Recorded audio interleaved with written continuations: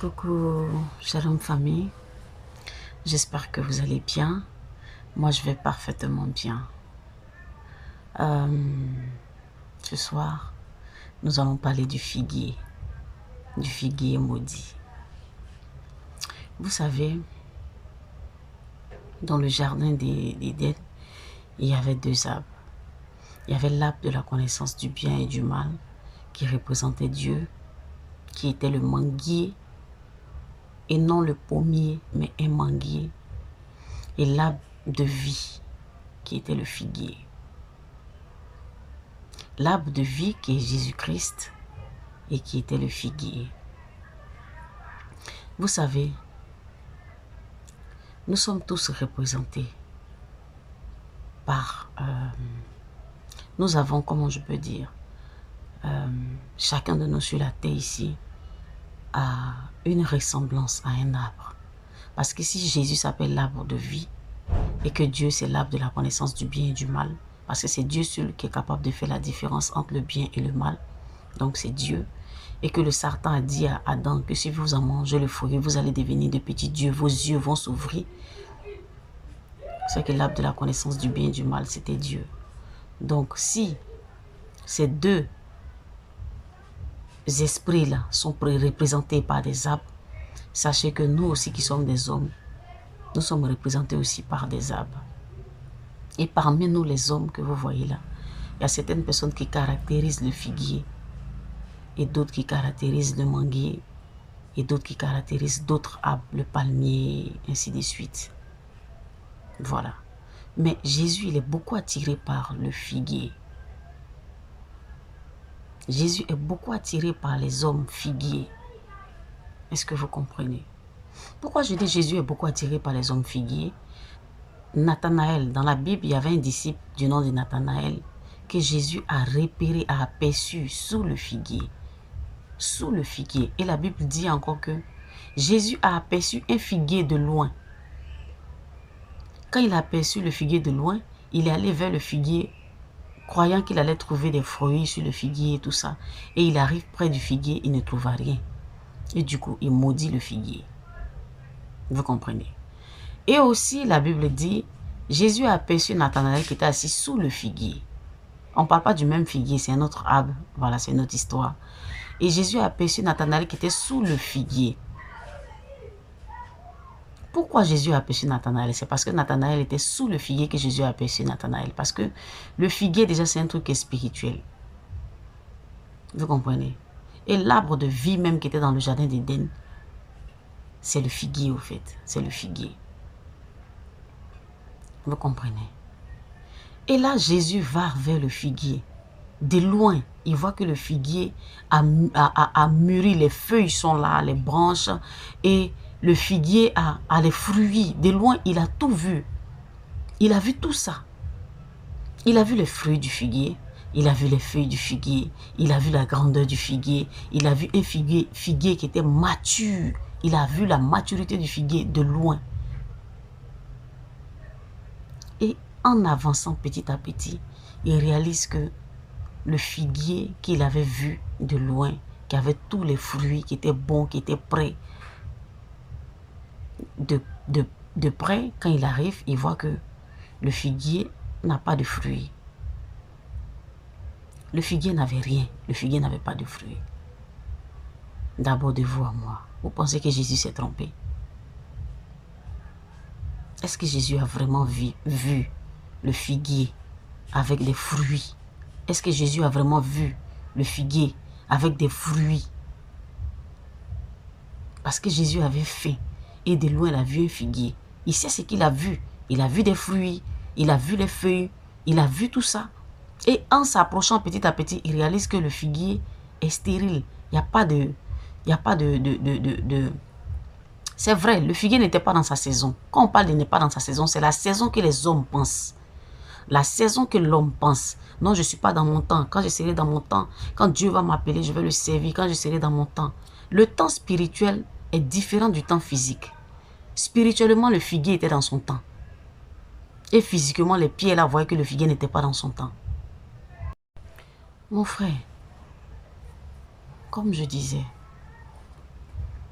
spirituellement parlant, le figuier était dans son temps.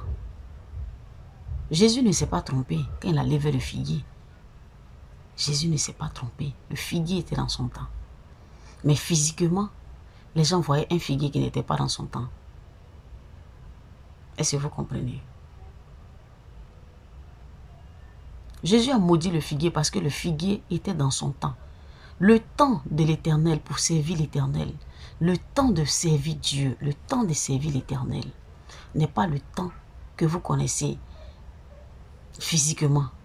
Non, j'attends le temps de Dieu. Mon frère, une fois que tu reçois l'évangile, une fois que tu reçois déjà l'évangile, il faut savoir que tu dois commencer à servir Dieu. Une fois que tu reçois la parole de Dieu en toi, ça t'a fait du bien. Tu dois commencer à servir Dieu. Et il y a un temps marqué. Il y a un temps marqué où ce que vous tous vous appelez la saison de la figue. La saison de la figue. Ce n'est pas la saison de la figue et puis Dieu veut qu'on porte de fruits. Ce n'est pas sa saison. Ça veut dire que mon temps n'est pas encore arrivé de parler de l'Éternel. Mon temps n'est pas encore arrivé de parler de l'Évangile. Mon temps n'est pas encore arrivé pour que Dieu puisse me mettre à part pour le servir. Mon temps de servir. Mais tu connais la parole de Dieu. Tu connais la parole de Dieu. Tu es un disciple de l'Éternel. Tu connais la parole d'Hachem Adonai. Tu connais. Tu es rempli de sa présence. Tu as du potentiel en toi. Mais tu attends ta saison pour pouvoir produire. Tu attends ta saison pour pouvoir produire. Et si Jésus vient à toi aujourd'hui? Et si Jésus te surprend et qu'il vient à toi aujourd'hui? Qu'est-ce que tu fais? Et si le maître te surprend et qu'il vient à toi aujourd'hui, qu'est-ce que tu feras? Parce que le temps spirituel est différent du temps physique. Le temps spirituel est différent du temps physique. C'est ce qui a trompé les disciples.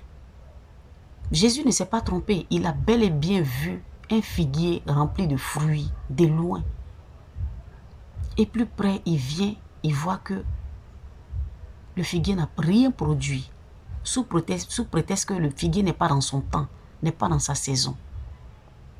Mon frère, Jésus peut venir à toi à tout moment. Jésus, il peut venir à toi à tout moment. Malheur à toi s'il vient et que tu n'as rien à lui offrir. Malheur à toi si Jésus vient et que tu n'as même pas de fruits à lui donner. Parce que quand il te regarde, tu as tout pour parler de lui. Tu es rempli de sa présence. Tu connais les Écritures. Tu as tout. Il y a ce qu'on appelle servir Jésus en tant que, comment je peux dire, être établi en tant que pasteur, en tant que prophète, en tant qu'apôtre. Ça n'a rien à voir. Mais du moment où tu reçois l'évangile, on dit sauver pour servir. Jean-Baptiste a reçu quelque chose et ce qu'il a reçu, c'est ce qu'il a donné. Répandez-vous, le royaume des cieux est proche. Il n'avait pas besoin d'aller faire école pastorale. Il n'avait pas besoin de faire tout ce qui est à côté. Non. Ce qu'il a reçu, c'est ce qu'il a donné. Mais toi, tu attends un temps. Un temps de quoi? Un temps de consécration. Un temps de se mettre à part. Un temps de faire cours biblique, théologie. Un temps de faire ceci, un temps de faire cela. Avant de servir Dieu.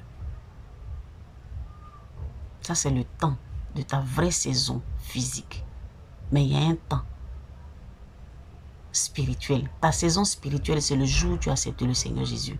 Ta saison spirituelle, c'est le jour où tu as découvert que Jésus existe. Ta saison spirituelle, c'est où tu l'as aimé, tu l'as accepté, tu as compris la parole de Dieu. Automatiquement, là, tu devais commencer. Automatiquement, tu devais commencer. Parce qu'il y avait déjà tout en toi. Mais tu attends d'abord à être établi pasteur. Tu attends d'autres révélations. Tu attends que... Je ne sais pas ce que tu attends. Mais il faut savoir que tu es dans ta saison spirituelle. Et si tu ne le fais pas, tu ne commences pas à parler de Jésus. Et que tu attends la saison physique, la saison de la figue véritable, la saison physique pour pouvoir porter du fruit, pour pouvoir porter du fruit. Ça sera très dangereux parce que Jésus peut te surprendre. Vous allez dire que Jésus n'est pas venu à la saison. Mais pourquoi il n'est pas venu à la saison et pourquoi il maudit? Non, il est bien venu à la saison. Parce que le jour où tu l'as accepté, là, c'était déjà ta saison. Tu pouvais déjà commencer. Et tu n'as pas fait. Je veux mieux vous expliquer.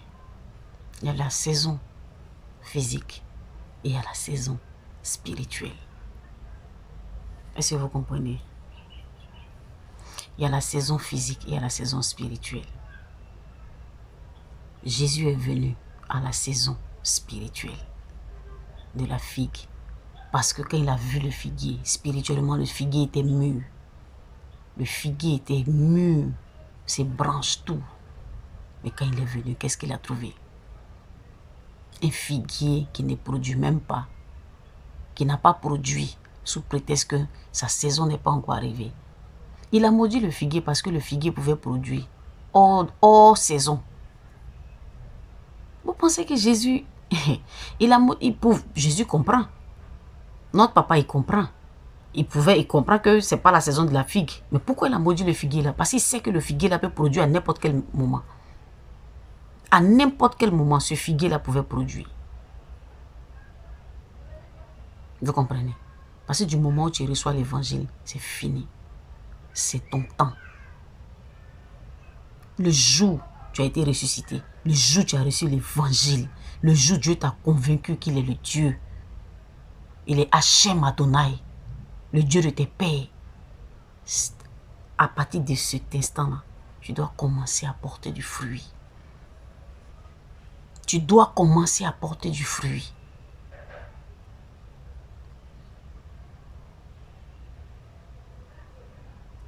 Il y a beaucoup qui me suivent sur YouTube. Beaucoup se sont abonnés. Ceux qui se sont abonnés à mon YouTube là, il n'y a pas un dedans qui n'est pas assis dans la parole. Parce que c'est ceux-là qui comprennent quel genre de message que moi je véhicule. Et c'est à vous que je parle aujourd'hui. Certes, tu n'es pas pasteur. Tu n'as pas été établi parce que tu attends un temps. Non, tu n'as pas un temps.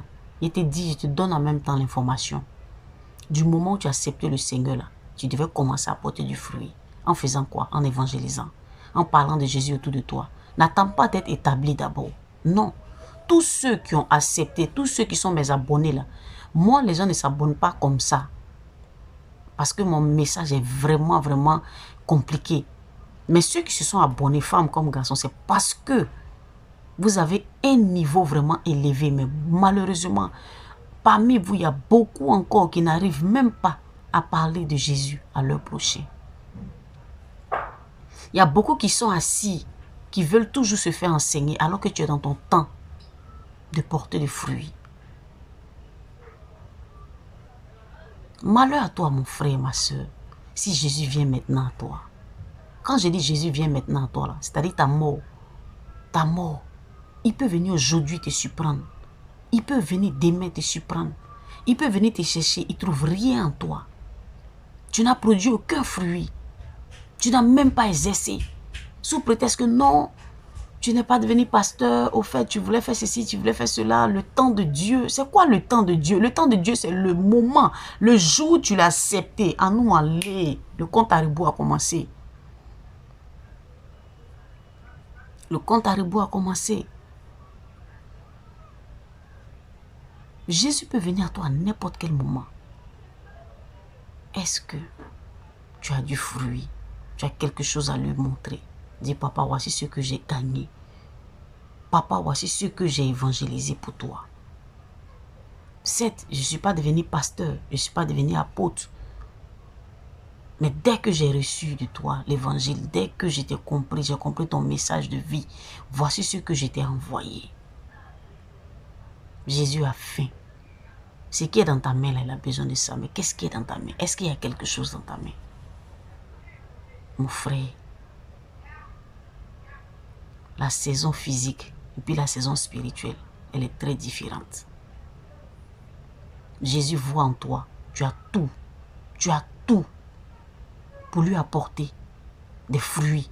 Tu as tout pour produire du fruit. Tu as tout spirituellement, il te voit élevé et physiquement, tu es assis. Tu es assis. Il ne joue pas avec ça. Il maudit, il sèche ça. Quand on parle de sécher, on parle de malédiction, on parle d'enfer. Vous comprenez?